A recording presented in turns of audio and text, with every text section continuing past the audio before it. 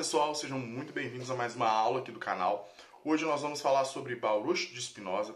Ele nasce no ano de 1632 e falece no ano de 1677. Ele nasceu em Amsterdã, considerado os Países Baixos ali na Europa.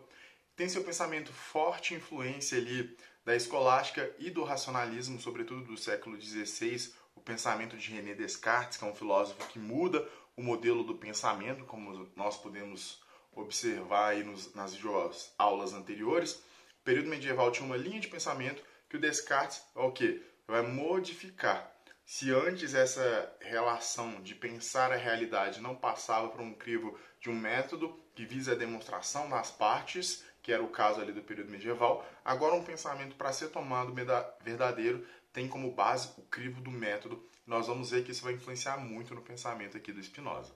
A família do Spinoza era de origem judia e o Spinoza ele vai ter contraposições à visão ali judaica clássica e acaba sendo excomungado e deserdado da sua família. Ele muda então para uma cidade um pouco mais distante e vai sobreviver, vai passar o resto da sua vida polindo lentes e assim vai conseguir sobreviver. Nos seus relatos biográficos tem muita gente que relata que ele viveu uma vida simples, viveu uma vida com pouco, mas mesmo assim uma vida tranquila, porque ele tinha tempo para escrever os seus livros. Vamos então para o pensamento do filósofo. Outra curiosidade aqui de início é que o Spinoza teve até convite para lecionar em universidade, mas ele não quis, com medo da censura, e também ele queria tempo ali para escrever suas obras, ele conseguiu recusar educadamente. Para falar do pensamento do Spinoza, a gente tem que partir do Tratado Teológico Político. É um dos primeiros textos ali que ele publica que dá uma visibilidade maior no seu pensamento. Nessa obra, de 1670, o autor defende a necessidade de uma interpretação histórica das religiões. Concomitante, isso leva a uma separação entre Estado e Igreja, filosofia e política, pois a faculdade de pensar, essa é a tese central aqui do Spinoza, é um direito natural, bem como a liberdade de expressão. Ou seja, no pensamento espinosista, pessoal, se a gente pensa num Estado que é regido por uma religião, a gente não valoriza o quê? Algo que é natural no ser humano, que é a liberdade de expressão, a liberdade do pensamento. Então ele visa uma separação. O Estado é para uma coisa, a religião é para outra coisa.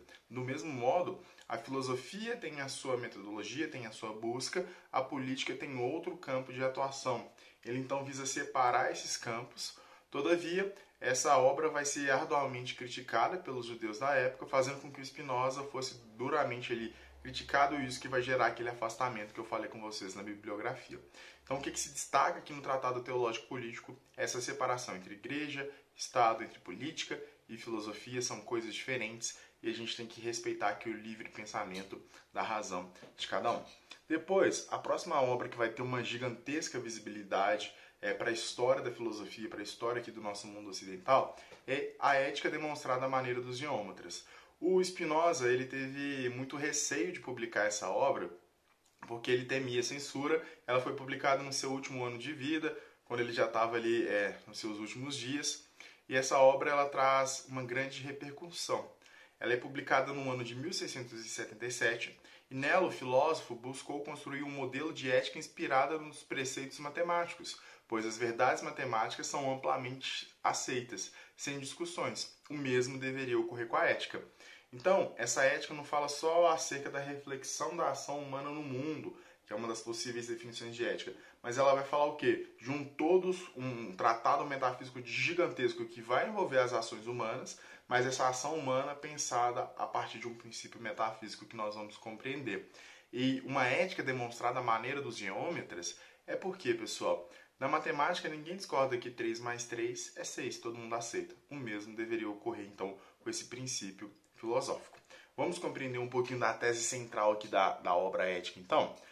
A tese central contida em sua obra refere-se à premissa de que há somente uma única substância. Isso quer dizer que há um princípio monista que rege tudo que existe. Essa unidade primordial é Deus, ou também pode ser chamado de natureza, e o mundo é a sua manifestação. Então, primeiro princípio que o Spinoza parte aqui, há uma substância e essa substância é a origem de tudo, essa substância está em tudo. Isso é um argumento que a gente chama de monista, que é quando se parte de uma substância, de uma premissa que está em tudo que existe. Diante da defesa desse monismo, então há uma substância primordial que está na origem de tudo que existe vem dessa substância, está nessa substância. O Spinoza defende aqui então um certo panteísmo, ou seja, o panteísmo ele meio que sucede à ideia monista de Spinoza. Por quê? Se tudo deriva de um único princípio que está em tudo, o próprio Deus está em toda a existência. Não há uma substância a ser produzida por outra, tampouco ela pode se dividir. Toda substância é primordial, ou seja, se a gente chamar essa substância de Deus, Deus está em tudo. Por quê? Se tudo parte dele e ele está em tudo, não tem como ele se dividir, não tem como ele se separar de si, Deus está presente em tudo.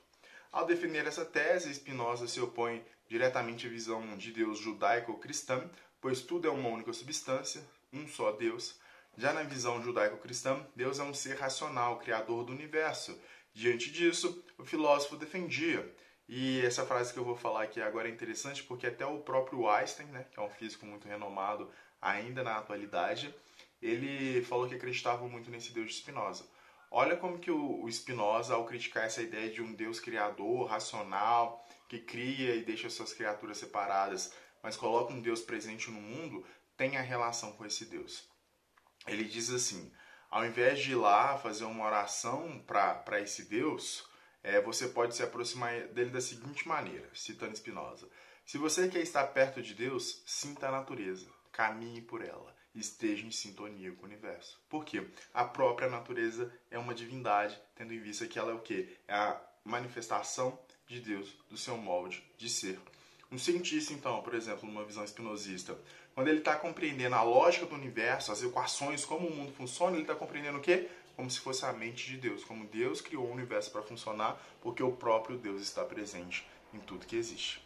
Além disso, o Spinoza ele vai dividir a substância, esse princípio, a divindade, em dois aspectos. O primeiro, natura naturans, que se refere à formação e desenvolvimento da natureza, e natura naturata, que diz respeito à natureza já criada, ou seja, tudo que existe no universo. Então, falou de natura naturans, é esse processo de formação da natureza, ou seja, como a natureza se forma, como ela se desenvolve. Já de natura naturata, é essa natureza já o quê? Pronta, acabada, feita. Então, exemplo aqui de natura naturans, a transformação dos rios e seus desenvolvimentos. Natura naturata, o rio já pronto lá. E ambos os movimentos estão sempre ocorrendo, Deus está sempre em desenvolvimento, a substância está sempre em desenvolvimento. Isso que o Spinoza traz para a gente nessa divisão. Acerca dos seres humanos, o filósofo defende que somos parte de Deus. Logo, todas as nossas possibilidades são determinadas pela natureza. Como assim as nossas possibilidades são determinadas pela natureza? Eu posso querer um copo de água. Sim, porque a minha natureza está determinada para querer esse copo de água. Tá certo? Eu tenho uma liberdade, mas a liberdade está na nossa capacidade de compreender as nossas ações. Portanto, não vivemos só pela razão, mas também pelas paixões, desejos e necessidades. Então, uma liberdade que está o quê? Limitada à minha natureza, às minhas possibilidades. Um outro ponto que o Spinoza chama bastante atenção, que vai reverberar lá na psicologia, na psicanálise moderna, é que os seres humanos, eles também estão ali fadados às paixões, que são os desejos e as necessidades. Sentir fome, sentir sede, sentir desejo sexual, isso está o quê? Intrínseco na natureza humana, das paixões. E a liberdade é o quê? É compreender isso e saber lidar com esses desejos que são naturais. Diante disso, os corpos, parte do ser humano, são guiados pelos afetos. E esses afetos são dois primordiais. Primeiro, os afetos que elevam a potência de agir, de pensar. Isto é, a alegria, quando você encontra com aquela pessoa que você gosta, olha como é que seu dia fica melhor. Quando você escuta uma banda que você gosta, quando você termina de ler um livro e aquele livro te dá várias outras possibilidades de reflexões, isso é o quê? Alegria, eleva a sua potência de agir, de ser no mundo. Já ao contrário da potência da alegria, nós temos os afetos que diminuem a potência de agir e pensar. Isto é, a tristeza. Você planejou uma coisa, esse plano não deu certo, você estudou para uma prova, o resultado não foi o que você queria. Isso que diminui a sua potência de agir, te leva à tristeza. Em suma, pessoal, para encerrarmos nossa videoaula, falamos sobre o filósofo Spinoza. Ele traz contribuições gigantescas para a história do pensamento. Primeiro nós falamos do Tratado Político-Teológico, no qual ele defende a separação entre Estado e política, Estado e religião. Estado e política não, Estado e religião, tá certo? Ou seja, o Estado tem a ver com o pensamento racional dos seres humanos e como eles se organizam. A religião muito ligada ali ao culto. O seu principal argumento é a história das religiões para mostrar como elas se concretizam, como elas se desenvolvem. Depois nós vamos à ética demonstrada das maneiras dos geômetras, onde o Spinoza ele quer, sobretudo ali na obra, fazer uma ética tal como na matemática, onde não tem a possibilidade de você duvidar, porque o raciocínio ele é o quê? Lógico e único.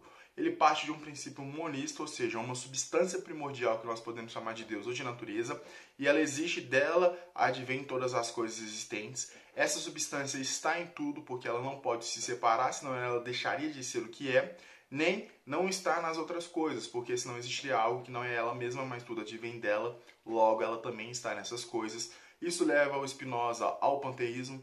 Deus está em tudo, Deus está presente em tudo. Novamente, há uma crítica, então, aqui ao modelo de compreensão da religião judaico-cristã, que coloca um Deus racional, o criador do universo. Aqui não, Deus é esse princípio, isso que sempre existe, mas que está presente em tudo e que organiza tudo à sua maneira.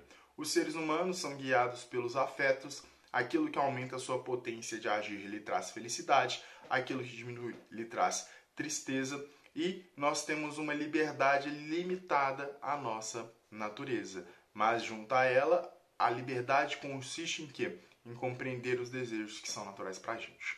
Spinoza nos dá chance para pensar milhares de coisas. O que eu acho mais interessante aqui, esse monismo, esse uno primordial que está em tudo, é um bom argumento para que a gente pense o nosso mundo de hoje. É possível a gente pensar a origem, a organização do universo sem um princípio inteligente que tudo organiza.